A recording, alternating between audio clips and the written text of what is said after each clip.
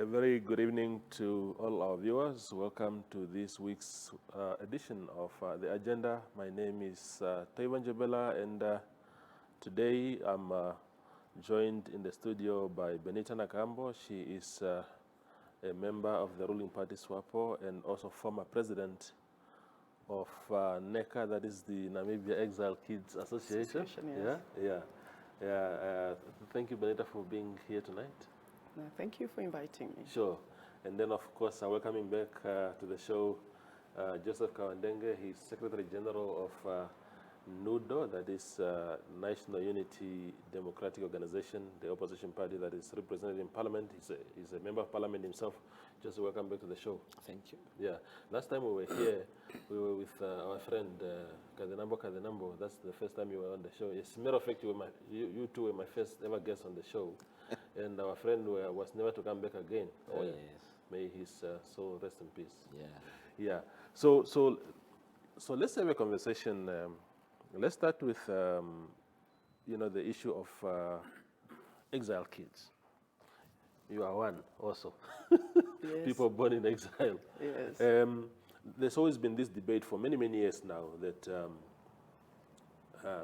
exile kids shouldn't be treated any different because government has special programs for them. There was even a time when the ombudsman, the former ombudsman, got involved and directed cabinet to court, I suppose. Yeah. Saying that they cannot be treated differently from other young people in the country. What makes you different from me, who was born inside the country? Well, there's no different. We're all the same. We're all equally the same. So why am I not getting the same treatment as yourself? Toivo, you see, the irony of this whole situation is that we had not followed our policy documents and the promises that we had made to people during the time of the liberation for this country. You have to realize, and I'm speaking right now as a child of the liberation struggle, yes. And obviously as a member of Neka, and then more so as a child of an ex-plane fighter who survived the war and lived to ensure that my life was progressive, yes. At so many levels. And as such, I'm sitting here, I'm able to eloquently speak to you right now because I've been availed the opportunity by a surviving ex-plane fighter. So what happened is, in the SWAPO manifesto of 1989, and I keep taking people back to this document because we need to realize that when parties come into power, they manifest what they promise, yes. in their manifesto to say this is what we are going to do. And people pick and vote for them on this basis, so that these promises will manifest and their life will be better. Now, in the SWAPO manifesto of 1989, there were promises made to say that in a SWAPO-led government, ex-plane fighters and their spouse and dependent will be taken care of by the SWAPO-led government. Yes. In 1990, the SWAPO became the leading party that took over government. And as such, there were expectations. And some of those expectations was that the manifesto will manifest in government's program. And that was also, these things were also, even if you listen to the songs that we sing, about even though we have left you in the war, we will remember you and will ensure that your legacy continues and all of those things. We are living false lives by speaking and promoting things that are not real. Because what happened is that the SWAPO manifesto was not fully manifested, especially when it came to the aspect of the people. The veteran had to fight tremendously for them to be given that which was owed to them. Yeah. Thereafter, the children of the liberation struggle also went to fight, because obviously what was expected was that if in the establishment of the institution of veterans, there will be a component that will be specifically dealing with the children of the veteran, wouldn't it? I mean, that should make logical sense, that you would, because they all suffer the same fate. The veterans will have a component that deals, or a directorate that deals with the children of the liberation struggle, but instead, as the way that the institute government was forced by the veteran to establish Ministry of Veteran, the children of the liberation struggle too had to force matters to say no. But what of us? What about us whose parent died on the premises and made this sacrifice to say, I'm going to go to the front. Yeah. I'm willing to die for this country for as long as they take care of my children and they take care of my mother and my sisters and everybody else who I've left home. Thank you for that response. Josie, what is your take on these demands that somehow people born in exile are special and that they must be treated differently? You as an opposition leader, what is your take? Well, for starters, I want someone to tell me what is so special about the struggle kids, because I don't see that they are special in any way or manner or fashion. And there is this narrative that I think should be dispelled, that the liberation struggle of this country started in 1966 with the Ogulubashe, the Kasingas, the liberation struggle of this country started way back. I'm a direct descendant of the people that died for this country in 1904 to 1908. We have descendants of the same people that went to Botswana, they stayed there, they were born there, they came back to this country, and they are settled in Gamen SA block. Today, they don't have national identity documents. They are not looked after. They are not treated as descendants of war veterans. So what is so special in actual fact about the struggle kids? I don't see that. If the SWAPO government at the dawn of independence made promises that they will look after the kids of the liberation struggle, surely that's their baby. But the moment when the government or the SWAPO government turn into become a government, they must look after the well-being of all Namibians, irrespective of whether they voted for the SWAPO party or they did not vote for the SWAPO party. So as far as I'm concerned, I think the struggle kids have just exploited the situation. They want to be treated maybe special, but I don't see kids anyway. When I look at those faces, some of them are my age mate, or some are older than me, so I don't know why they have been referred to as struggle kids in any case. So for me, as far as I'm concerned, there is no place in this country for some section of our society to be treated differently from others, because they are not the only one whose parents died for the total liberation of this country. And as I have narrated, there are other kids in this country, veterans, that are not looked way after. Why should they be looked after differently or treated special? I don't buy it. You don't buy it? No. Can I please. On that? Yes. Yes. Honorable, I think, first of all, let me just correct you. It's not struggle kids. It is the children of the liberation struggle, first. And secondly, I think the Namibian Constitution, and I'm speaking, no, I'm not even speaking under correction. It is correct to say, under Chapter 3 of the Namibian Constitution, it gives you your rights, the right to express freedom of expression in whatever manner that you so wish. You can demand from state that whichever that you think is due to you. And as such, we cannot now sit here and hold those who took that and ran with it. As we are saying, people are not demanding for any special treatment here. The narratives of special was created by the media, by the general public, who saw certain individual who took the right to claim that which was spoken to them in the manifesto to say, we will do this when this is delivered.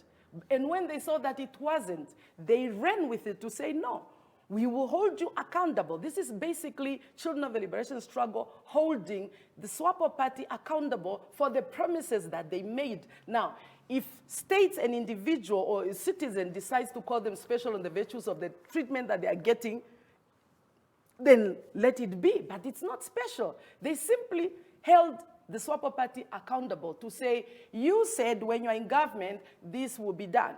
But then you didn't do it. And so they demand for it. And when they demand for it, you sit back and say, but you are not special, why must you be? But you have every right to stand up and claim the very same thing. We have never stood up to say we are more special than others. In actual fact, we expected from day one for everything to be done equally. But when it wasn't done, we can only speak for a quarter. I would love to speak for everybody who fought for the war, or every child that was born in exile by any veteran. But unfortunately, I cannot do that because it's not my constituency, first of all. And secondly, the background does not allow me to speak for them. I can only speak for those that I know. If I may say, when I was at university, there was a point where when we were establishing the idea of an association for children of the liberation struggle, we went to the children born in Namibia to say, comrades, we are establishing an organization for children of the liberation struggle because I can only narrate the experience of being in the struggle as a child.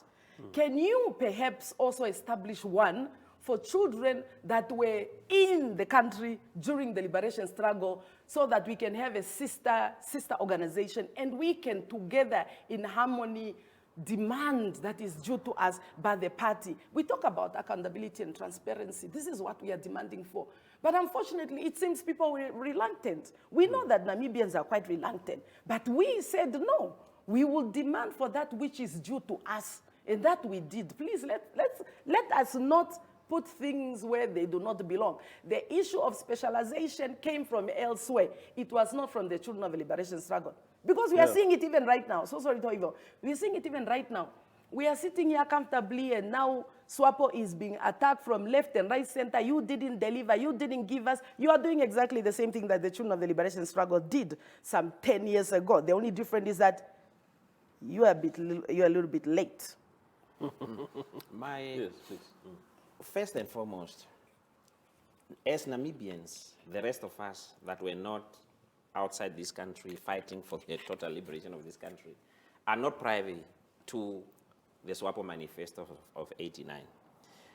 Me sitting here as a taxpayer to that coffer of the state will say there is nothing special about those kids that were born outside. In fact, the premises of one fighting for the liberation of your country does not or must not come with it, with cost attached to it, because you cannot cost life.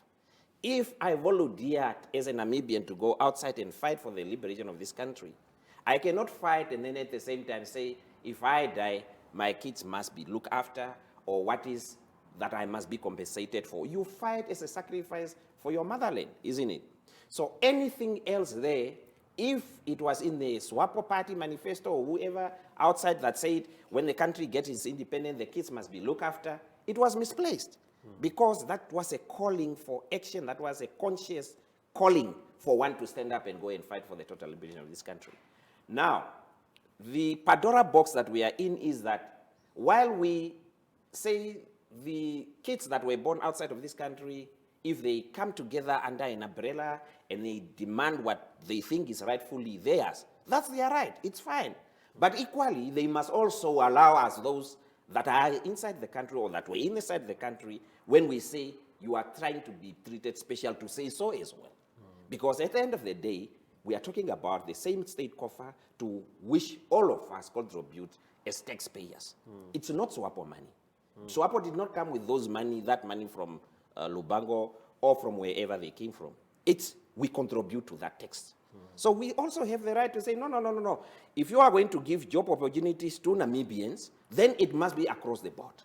It cannot be special treatments for some others. And this is why we are saying, or from our perspective actually, that's why I'm saying we have kids that, all those that were born, that are trying to be spoiled, to say the least.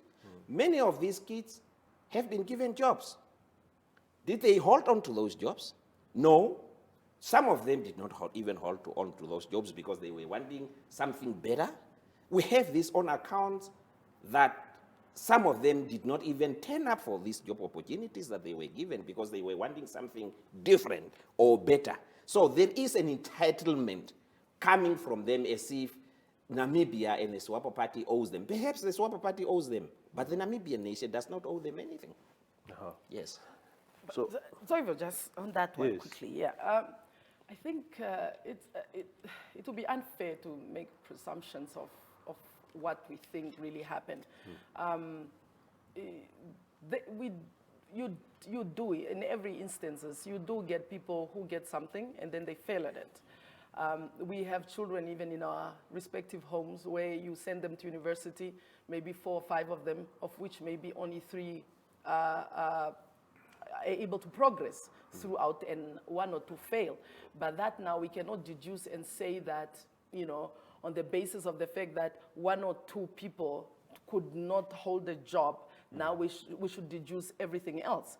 And the other thing is also, it's imperative that we use statistics, because right now we are the honorable member is throwing out things, which I think it's not fair, you know, unless if you have statistics to say this number of people went to the Ministry of Defense and this number dropped out or, you know, left their job for something else, then I will understand. But there are no statistics here, so we are throwing words in the air, which is really unfair, I personally feel.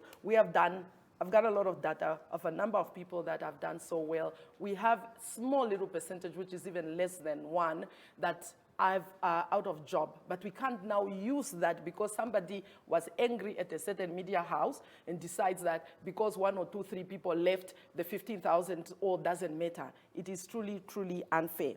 Let me, again, I would like to emphasize that this is Namibia, it's one Namibia, one nation. We all have equal opportunities. We can all demand and ask that which we so wish. Let's not hold others accountable for demanding that which they feel is entitled to them to understand. We'll go for a quick break and then we continue. All right. Yeah.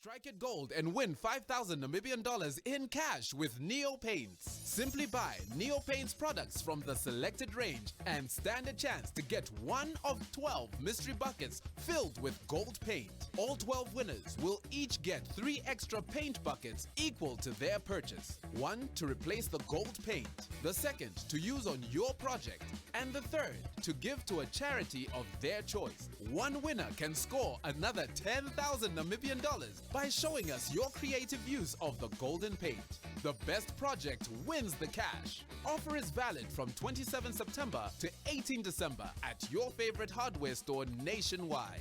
Visit us at neopaints.com for more competition details and follow us on Facebook for weekly competition updates.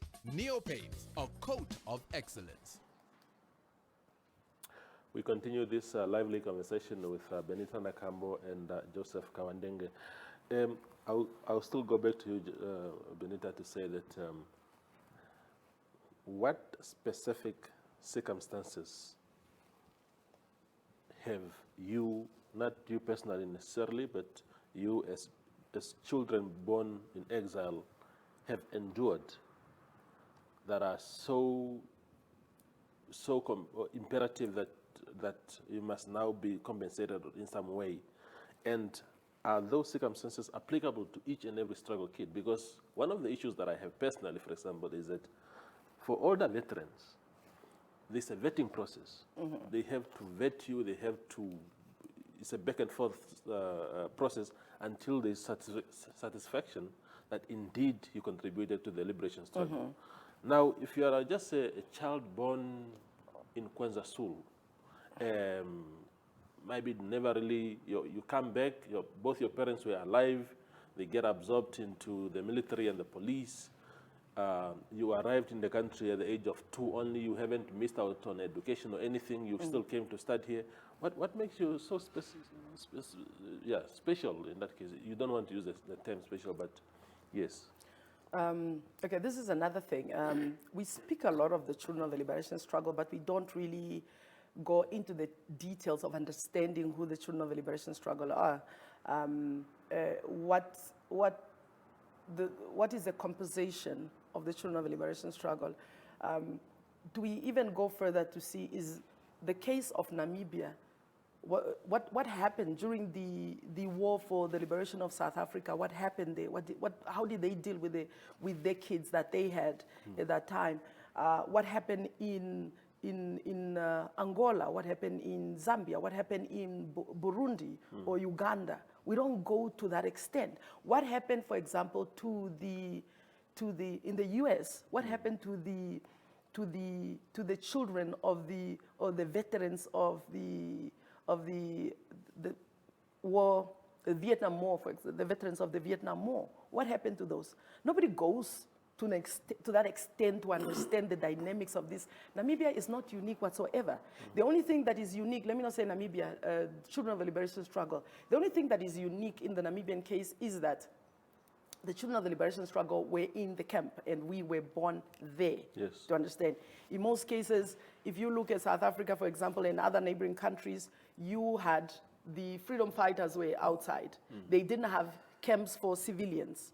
And that's where the difference comes in. But then for some of us, social science people who try to understand what happened, what was the purpose of my birth? Was I loved, or was I here to serve to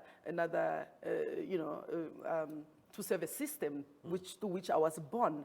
All of these things play into your head to try to understand the dynamics of the time and the periods when you were born.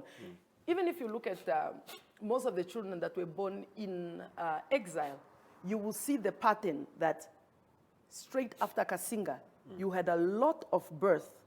And then right between 1984, 85, it slows down. Now, what does that say to you? It gives you some form of thought, because I cannot yet justify that it is, that somehow the system was building up its staff to ensure that it consistently had enough personnel to continue the war. And then if you look at the indoctrination of the children of the liberation struggle, psychologically, you will also see that the mannerism that they apply is meant for the very same thing. So now let me go back to your question. Children of the liberation struggle are in 3 tiers. Yeah, you have children of the liberation struggle from the, I think the first one that was born was in 1970, 72 or 74. Yeah, the first generation to, let's say, 1979. So the first generation of the children of the liberation struggle. You don't really hear a lot of those, because now those are the ones that the honorable member is speaking about. Those are the ones at his level. Even I fall in that category. And then you have now the 1980 to 85. That is your second generation of the children of the liberation struggle. And then you have your third tier, which is now from 1986 to downward. To tell you the truth, for somebody who studied this, even we don't consider children born 1986 downward to be at the level of those other 2 tiers, because we feel that you were cultured, you came here as a young child, you were cultured here. Even if I ask you anything about Lubango or Nyango or Germany or Czechoslovakia, you wouldn't know anything, because all you know is that which you were developed. But the first tier and the second tier, those that came from the age, by the time we came, let me just put myself as an example, because I was born right at the end of that. We came when we were 10 years old. You were schooling already? I went to school in Zambia. You had education, you had opportunities that even some of us didn't have when we were here. Some of you went to study in Germany. No, you didn't go study in Germany. In most cases, people that went outside, especially in Germany, those were kids that lost both parents that went to Germany. No, but that's the point I'm making, to say that if you were lucky enough that your mother happened now to be a teacher and she took you along, then you are a lucky one. But in most cases, children that went into those countries are children that either have lost one or two parents. So the rest of us sat there in the camp and went to those schools, yes. Because when I came here, I went to grade 3. But still, mentally, my thinking and the ideas were already developed through the SWAPO pioneer movement towards the struggle for the liberation of the country. But that is where my difficulty is, Benitha, to say, if you had gone to school, you had that opportunity. You came, you only continued from where you went. How does that make you different from me? So that somehow there must be some preferential treatment for you rather than me, when you essentially had the same opportunities as myself. Toivo, or even better. No, there is no preferential treatment. That's why I say I keep removing this whole special. No, come on. What happened? No, that's what I'm saying. We had great opportunity because I happened to have a parent who survived. The people that we asked government to look at or consider were those whose parents did not come into an independent country. Those to say, can you rather, pay school for these kids because the mother and the father died for this country? That's what we're looking for. You cannot hold us accountable for a system that failed or a system that could not take off. The fact that government could not apply a systematic process for children of the liberation struggle so that they could identify who came from the first tier and who came from the second tier and whose parent was alive and is able to provide for them. That is not our fault. I hear you. So sorry. But yeah, in fact... Please put it back. Maybe while you are putting it back, let me just go to Josie. No, just one last thing. Yes. In fact, if anything, during my time as president of the Children of the Liberation Struggle, we created a database system for government through the Ministry of Youth to say, which I also felt that it was misplaced because it should have been with the Ministry of Veteran. Through the Ministry of Youth, we went to them and said, here is a database system that you could use. This database system will be able to give you some elements of control to know who is taking advantage of the situation. This is now the 3-tier citizen that I'm talking to, Children of the Liberation Struggle, and who isn't. And that system somehow, somewhere, never took off because somebody eventually used it for other purpose, I don't know. I hear you. Josie, you are a member of parliament, you are a lawmaker, you are a senior politician. Your party has, I don't want to say even unlikely, but you eventually have ambitions to take over government one day. If Nudo was to be in power, how would you treat this situation?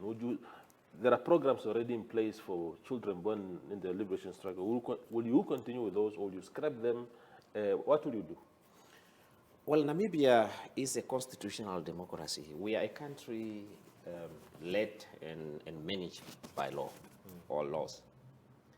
And very importantly, that one must highlight, is that answer has been given by the High Court judgment vis-a-vis the Namibian government and the Ombudsman, where it was ordered that cabinet directive that children of the liberation struggle must be given preferential treatment when it comes to job opportunities, it's null and void. It must be stopped with immediate effect. That was a court order directing government to do so. So primarily from that basis alone, any government that is sane and take over government, or any party for that matter, will not want to continue with these programs at all. Because I'm saying the kids born outside this country during the liberation struggle, for me, they have an entitlement mentality. our parents died, so we must be compensated. That's what I'm getting from them. But I'm saying, if that is the case, then what about the kids of parents that went and they were killed in Lubango? They never came back to this country, but they went and fought for the liberation struggle of this country. What about those kids? What about those kids whose parents went and died at the forefront there of the liberation struggle? Are we only saying kids born in those camps are more entitled than kids that were here, left here, and their parents died there? So this whole thing doesn't make any sense, because then if you are saying those kids are entitled because their parents fought for the liberation struggle of this country, what about those kids whose parents never came back and they were left here to fend for themselves? The psychological trauma as well. So, and there is no country in this world that will really want to put such a burden on taxpayers' money to say, because if we start with that, then as I have alluded to, we have kids from 1904, their parents were born in Botswana, under other circumstances that they will not even wanted to find themselves there. But today, where are they? They are fending for themselves. They don't want anything to do with government or expect government hands out or whatever. They are just trying their level best to survive. So kids of the liberation struggle under the SWAPO plain fighters, whatever arm or what, they must just grow up. Really. They must just grow up, fend for themselves as anybody in this country, and make life for themselves, because they cannot forever continue to be referred to as kids sitting there and doing absolutely nothing. No, not only taxpayers' cost at the end of the day. So this whole issue of our parents died, and I have alluded to that already. Sacrifices, leaders that died. There's Thomas Sankaras of this world, you know, the Frantz Fanon, and you can mention so many leaders throughout the world. They died for a cause, but they never put a take on that country to say, once when I'm dead, my kids must be looked after and they must be treated special. These things have been coming on. They have an entitlement syndrome. They have an entitlement mentality, but we are saying, not on our watch, as equally taxpayers that are contributing to tax in this country. Entitlement.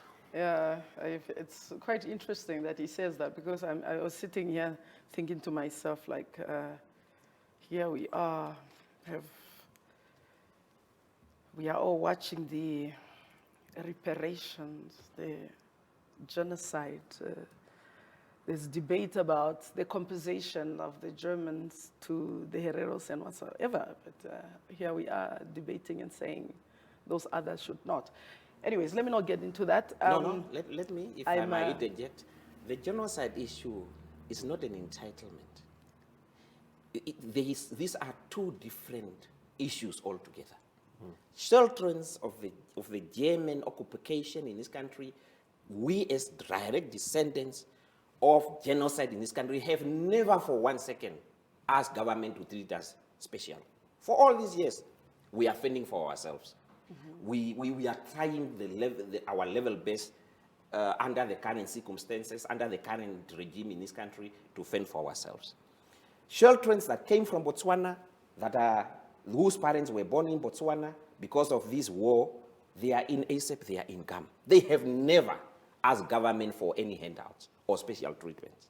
So it's quite different. What we are asking is just compensation for the order of torture to kill our parents and our forefathers. That's completely something different. It's not the same. I personally think it's the same. The only different here is that the generations, you see, their generations are different, and otherwise either it is the third or the fourth generation that is asking for the compensations of those who have passed, then it's the same. But I wouldn't want, my point here is that it's imperative that we understand that the demands that the children of the liberation struggle, the children of the liberation struggle are asking for, I don't think they are misplaced. There was a documentation. You yourself, Mr. Kauandenge, when you are in government, your constituency will also demand from you that which you have promised in your manifesto. And if it does not manifest, your constituency will get angry. And as such, you would not want that. So it is the same, like I indicated, that it was documented in the manifesto of 1989. And we are holding the party, the SWAPO leading party or government party, to do that which they have said they were going to do. So basically, we are just holding people accountable for what they said they were going to do. Now, if you didn't want to do it, you should not have put it there, because I'm sure if it was not noted anyway, we would not be holding anybody accountable. But you know what? Toivo, what failed here is that government was unable to implement some of these processes from day one, to understand. Day one in 1990 already, because now we're talking the debate about who's a kid and who isn't a kid. Because if these things were instituted in 1990, then you'll be serving the kids. Do you understand? Because a veteran is anybody who participated in the war, or anybody that was under 18, was 18 at the time of election in 1989. That is a veteran. Anybody who was 16 below was a child of the liberation struggle. Now, if that was instituted, what we are demanding, if it was instituted at the very beginning, I would have been a child and I should have been served. You cannot now hold me accountable that when I am 38 or 40 and I'm demanding for the very same thing, because the fact still remained. We are asking for that which was deserving to us at the time when I was a kid.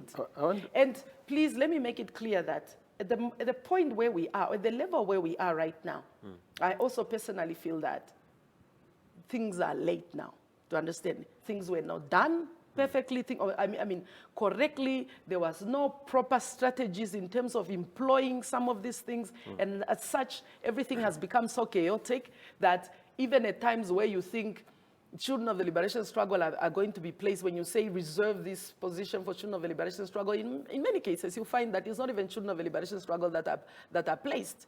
It is those in power in those positions, especially the EDs, that create these opportunities for their constituencies. So this is not all milk and honey for children of the liberation struggle, not necessarily. I want to paint a picture here.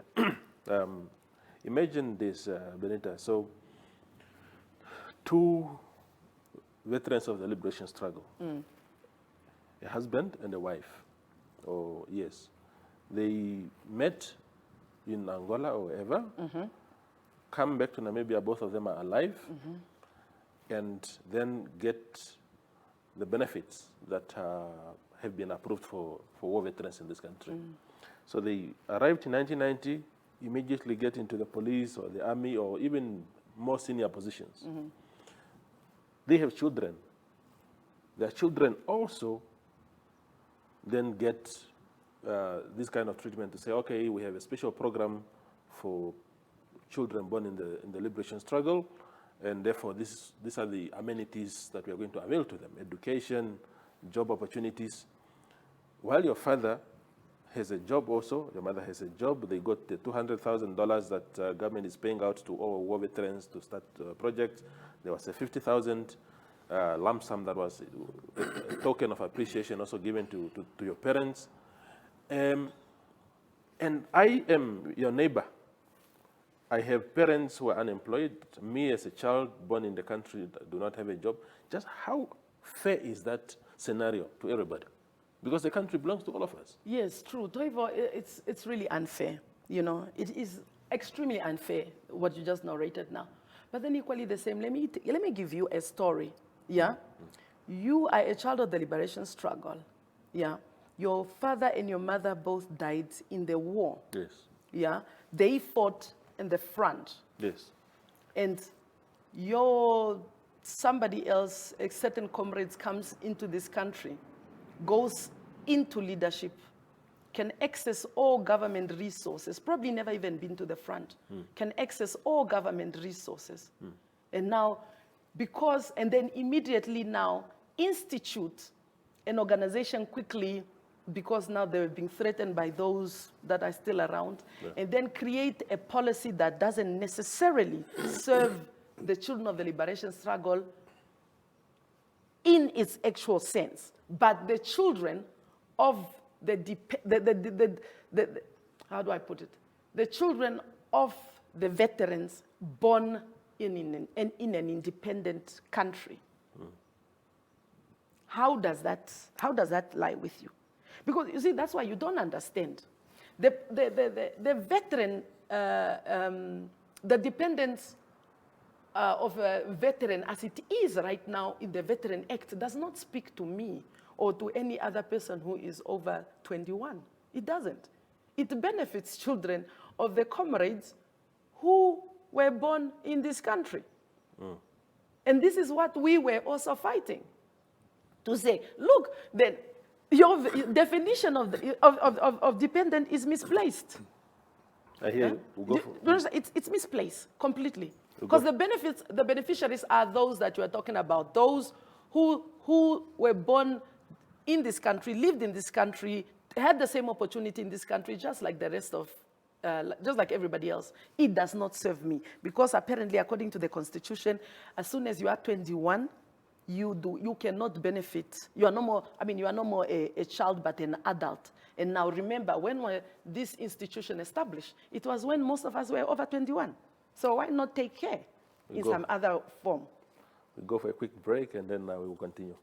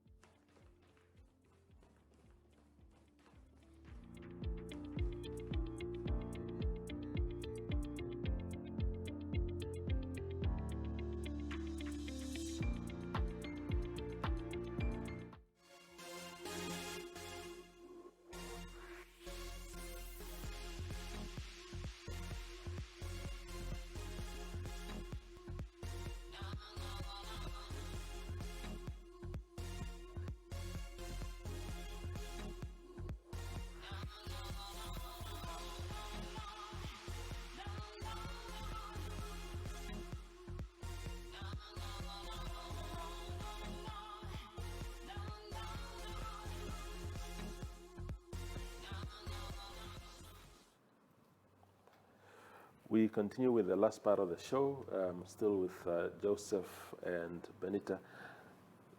Josie, you and I were born inside the country. And we are black men, black children. And we were affected by the racial policies that existed, the apartheid policies that existed during our time as children.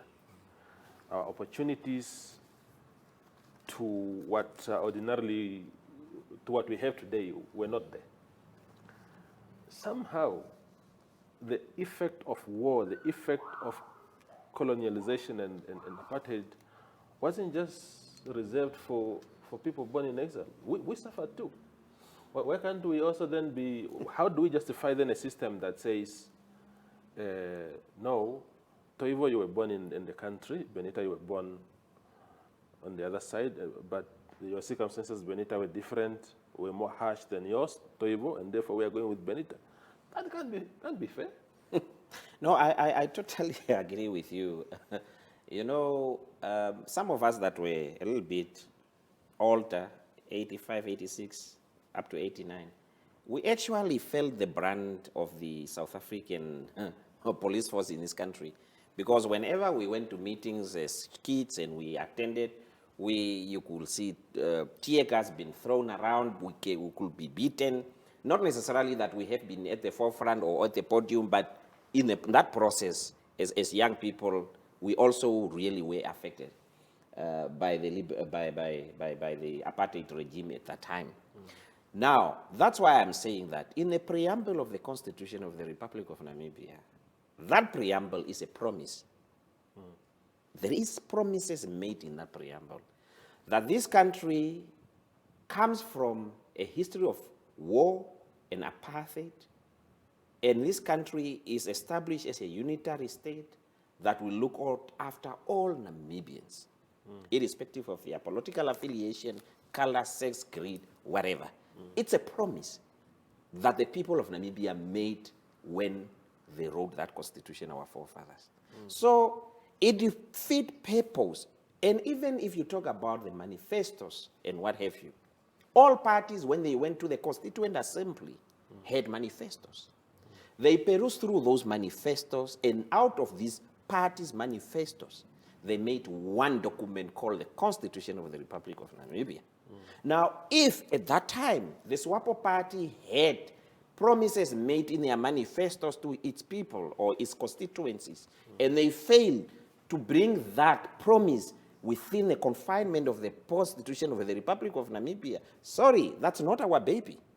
When I talk about the Constitution of the Republic of Namibia that does not mention any special treatment to any kids of a liberation war. Doesn't matter whether they were in Angola, doesn't matter whether they are from the Herero genocide or whatever. There is no mention whatsoever of special treatment to be given to a particular community or a particular group of people that were seemingly better or suffered more than others during the liberation struggle. So my departure point will be the Constitution of the Republic. So that's why I'm saying if SWAPO failed to do so and bring that aspect while they were crafting the Constitution of the Republic, it's not my baby. As I'm sitting here to your question, as a Namibian, as a child that was born in this country, that suffered, as I know of kids whose parents never came back, and they suffered and they died in Angola. Some of them were considered to be spies and they were killed. Some of them did not come back with their heads, they only come back with their bodies, and. I would rather stand behind the Constitution and say the promises must be made to all children of this republic. It must be made to all Namibians, irrespective of their political affiliations, and that will be my departure point. You know, I would like to agree with him on that, the honourable member, because it is true. The Constitution, ultimately, at the end of the day, we must adhere to that because that is what brings us together as a nation.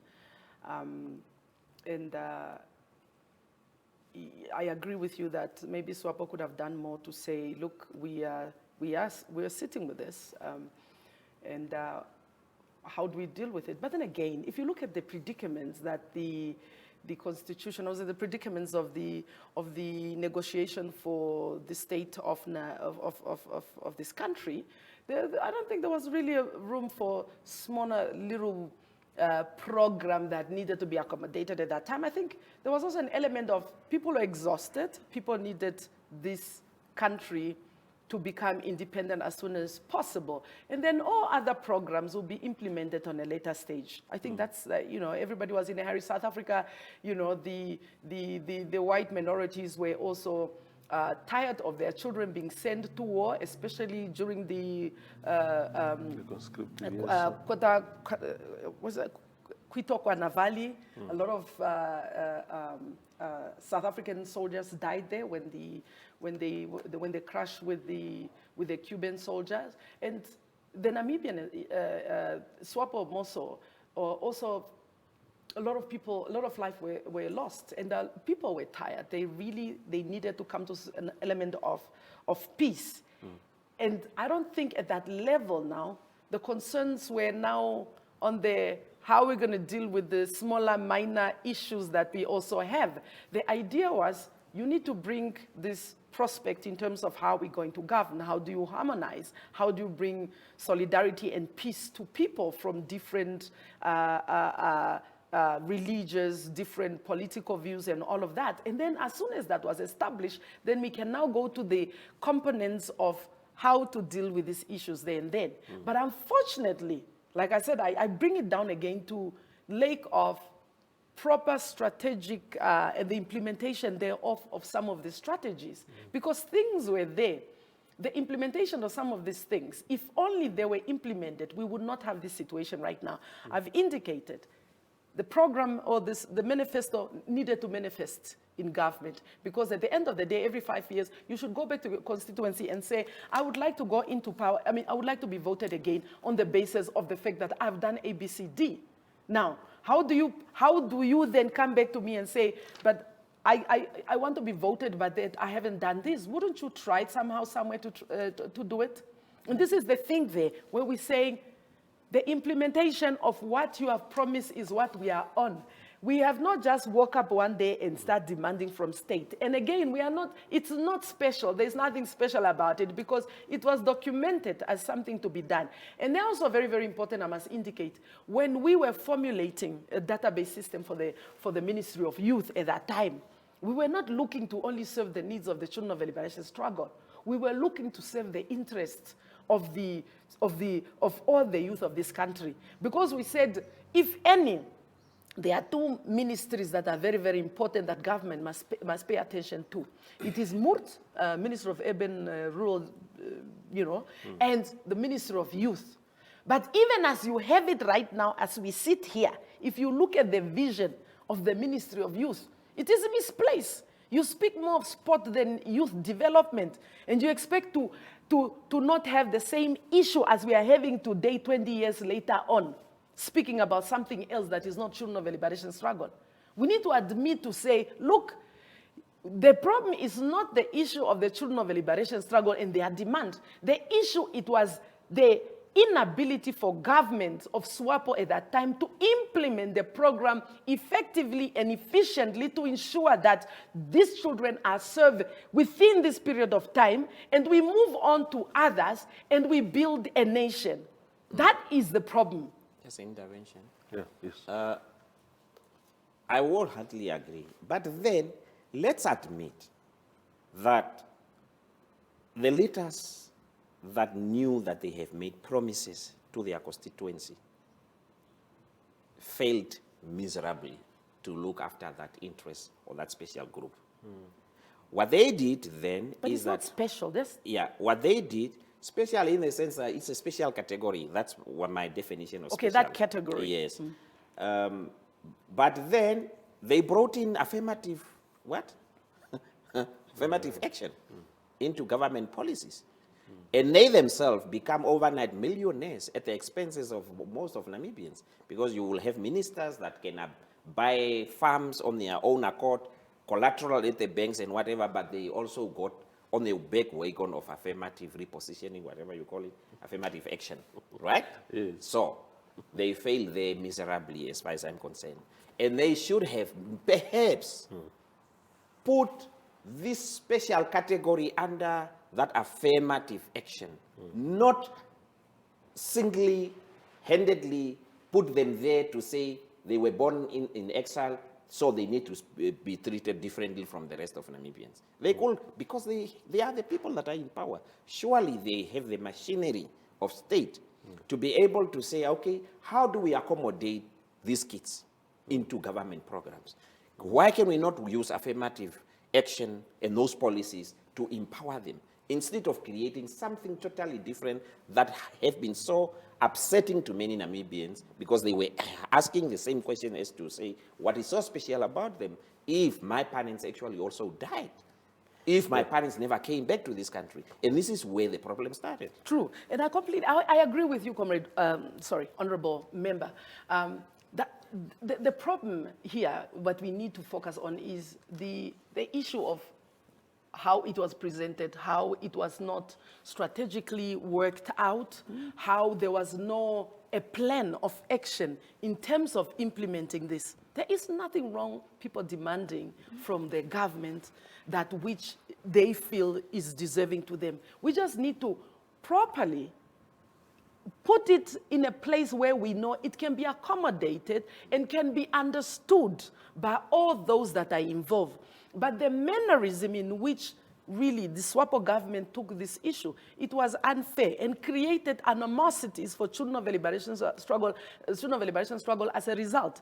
And it is unfair now because you are sitting there and you're hearing, comrades, your people that are in Karas must be moved because people have matches and they want to understand. That is wrong. That is exactly what I wanted to ask you, Benitha, to say. About 3-4 years ago, there was a big issue in Kietmans where they were cleaning jobs or something there, the regional council and other government places there. And there was a quarter reserved for children, for people born in exile. And the local community, they said, not on our watch. Yes. Because of the demographics, to say, if you are in because the truth is also that the people born in exile are predominantly from one tribe. Yes. Predominantly. So if you now take those people from their regions of origin and then dump them in Kietmans, where the demographics are different, that is also not fair. Yeah. So how do we justify in 2021 the existence of organizations like Neka that are still pushing for that segment of society to be treated in a particular way? How do we justify that when we know that all the young people in this country have endured problems? Yeah. They lacked opportunities also just like others. Yeah, it's true.